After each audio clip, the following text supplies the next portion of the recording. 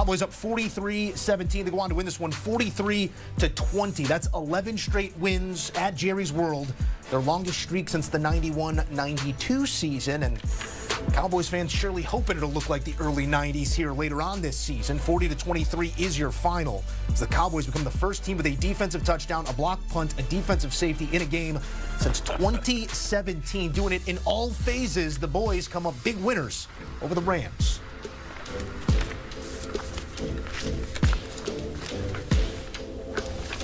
All right, this was not a day to remember for LA. It's been a week to remember for Sean McVay.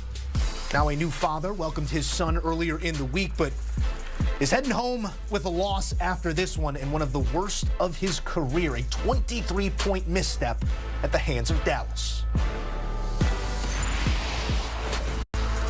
Ryan Wilson, Joe Musso in studio to break this one down. Ryan, the Cowboys looked like who we expect them to be. And there have been moments this season where they simply do not. Coming off the bye, to get that type of performance tells you what about the preparation, the makeup of this team?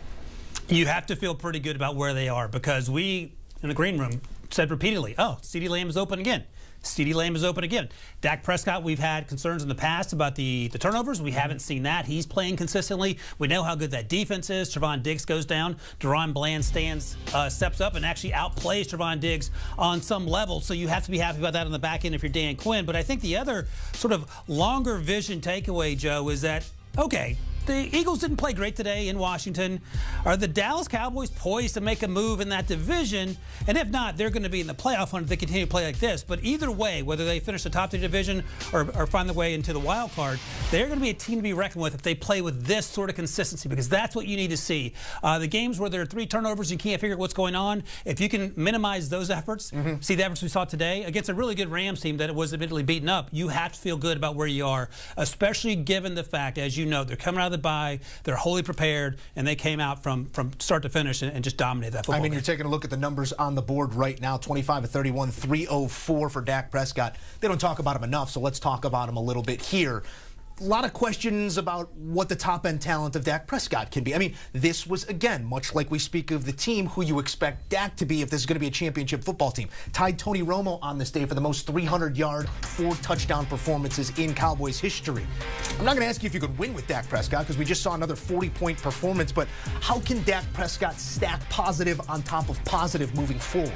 By the way, shout out to Danny White, old school quarterback / punter back in the day coming out of Arizona State. But in terms of Dak Prescott, remember, turnovers were an issue in recent seasons. Right along, he was up there with Josh Allen. Now, Josh Allen we know can win in the postseason, but we just need to see the consistent play and not the turnovers that are inexplicable to explain in the moment. So I think if we see the way we saw Dak perform today, Mike McCarthy is able to coordinate that offense, where he said admittedly over the summer he wants to lean into the run game, and that hasn't necessarily been the case. They didn't need it today, but I think that balance will be important down the stretch, with the understanding that Dan Quinn's defense is going to get after it week in and week out.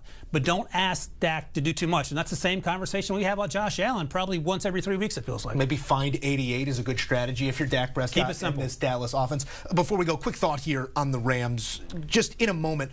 Who are they? Because early this season, we looked at them as an explosive offense, looked a lot more like the Super Bowl Rams than the ones we saw a season ago. And then here, another performance against the stout team, Niners, Eagles, Bengals, and now the Cowboys. They face a good opponent. They show their true colors. Who are they? I think they're the team that we saw last week that battled the Steelers. Those teams feel to be in the same conversation. And if you have injuries to key players, because there's not a lot of depth in that Rams team, you're going to be in deep trouble. Matthew Stafford goes down. Brett Rippon comes in. The game had already been decided, but if there's a situation where Brett has to go going forward, I think we know how this ends. Well, we know their fantasy performers can still put up some points for you, even in a loss. So let's take a look at those numbers here coming out of this Week 8 loss to the Cowboys. CeeDee Lamb. Raise your hand if you had him. Can't see me. I'm raising mine. 40 points. CeeDee coming up big on 14 targets, 12 grabs, a $158, 2 house calls, coming off the hand of Dak Prescott. If you ran the stack of Dak to CeeDee, well, 75 points and a good luck to your opponent. Matthew Stafford, Puka Nacua, also in plenty of lineups, coming up short, as did Tony Pollard. Okay, guys. Congrats to the Cowboys. They did a great job today and got out of hand real quickly, especially when I felt like we had some good momentum. On the first drive offensively, it looked like we were going to be able to get off the grass even on their first drive offensively. They have a penalty that ends up extending the drive. We go right back down, and got a chance to be able to, score on that screen. There was a couple plays earlier that, got to go back and look at, but end up getting to a 7-3 game and end up getting that ball back. They end up getting a defensive touchdown. They get a blocked punt, and things kind of just got out of hand quickly. What I did love that I saw was Jordan Fuller's interception in a tough moment, to be able to get that pick.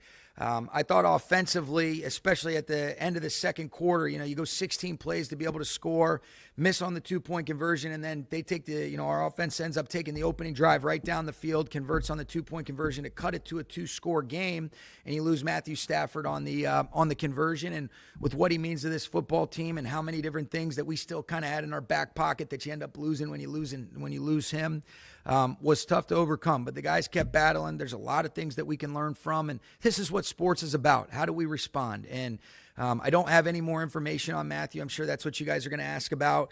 It is his thumb. We'll see what the significance of that injury is. But I don't want to speculate until I have full clarification from the doctors. But obviously he wasn't able to return, and this is a good, humbling day for us. And, these adverse moments provide opportunities for us to be the men that we want to be and the people that we want to be. And you give credit to the Cowboys for being able to earn the opportunity to, call themselves winners today. It did happen on the conversion. That It was did. the catch. It was. It was when he kind of dove in. That was when that occurred. Did he have any initial testing so far? I don't have all of the information. So once I do have that, then I'll be able to give you that. Had he heard it on the He banged it on the 2-point attempt. It looked like, he did when he was finishing a throw. That wasn't the injury that limited. And you saw him, he takes us right down the field on the opening drive of the second half. Looked like the stud that we know and love, and did a great job. And unfortunately, it looked like that injury occurred that kept him out for the rest of the game. It did occur when he ended up catching the 2-point attempt from 2-2. Did you think that he was going to be able to come back into the game? We were hopeful, but then as soon as I got the information from Reggie and from Dr. Elatrash, that was the information they communicated to me. They were going back to look at it, and that he wasn't going to be able to return, but I don't have any further information other than that. So they went back to look at it. So are you saying he got some testing and you're waiting? Yeah, I don't know what the totality of it is, and there's not necessarily the medical devices and things like that to provide all of the clarity. And so, do they have an idea? I think they have an idea, but it's nothing for certain. And so I don't want to speak out of turn, I guess, is really the best way to articulate that. With Kobe Durant, what's the status of his shoulder? I'm not sure. I haven't had a chance to talk to Reggie about that yet. It looked like he was going to come in for Darion on the outside, like right away, though. Unfortunately, he heard. Yeah, he was going to play in some of our different personnel packages where, we had Quentin Lake inside at some of those, star nickel positions, and it didn't go down for us the way that we had hoped. And injuries is a part of the game, and hopefully he'll be okay. If that is serious, how do you guys move forward if he's injured? Well, I think you wait to put the cart before the horse, and let's go ahead and see what that information is that we get, Gary, and then we'll plan accordingly. But this is one of those deals that a lot of the conversations and dialogues I've had with you guys, let's be what we say now. And unfortunately or fortunately, however you want to look at it, this provides an opportunity for us to really be tested. And I do trust the character of the men in that locker room and the people and their resilience and their ability to be able to get up off the mat and let's respond the way that we're proud of. And if we have to make some, planning decisions in regards to how we move forward, if Matthew or, the Kobe Durant, depending upon what their availability looks like moving forward, tough, heck yeah. And I feel for him more than anybody, if in fact it is going to be an injury that leaves him out, the first thing he's worried about is, all right, I'm feeling like I'm going to let people down. No, this guy is the ultimate competitor. Couldn't respect or love anybody as much as I love this guy in regards to what he means to this team as a person first, and then as a player second. And so hopefully he's going to be okay. If not, then, we'll figure out what the next move is for us. And sometimes that's how things go. And that's the unfortunate part of sports, depending upon, how we move forward. It looked like Puka it took him a little bit to get up a couple times. Is he okay? Yeah, he is okay. I mean, he took some shots. He had the one over the middle where, they did a good job. They're a physical defense. It was a physical game, and we kind of knew that coming in. But, that's the physical style of football that those guys play. Puka plays the same style of football, but I think he's going to be okay. What happened on the ball? That sequence where it was the pick six, then the blocked punt safety, then the kick, the punt return. Can you take us through those plays and what that did to affect kind of how you? Well, I think you saw it. I mean, you kind of just mentioned it. It was on the interception, we ended up, recognizing that they were in a pressure situation, and we had a miscommunication between Matthew and Cooper there in regards to, a route concept that has been one that we've activated and had a lot of success with. And leave it a little bit inside. Bland ends up being able to, take that the other way. That was a tough one for us. I'll have to look at exactly what led to, the punt block and the punt return. But, those were things that make it really difficult to overcome against an excellent team like that. But all things that you got to be able to look at, correct, and be able to move forward. And again, you don't take away the credit from the Cowboys for creating those mishaps on our end as well. Okay? Thanks, guys.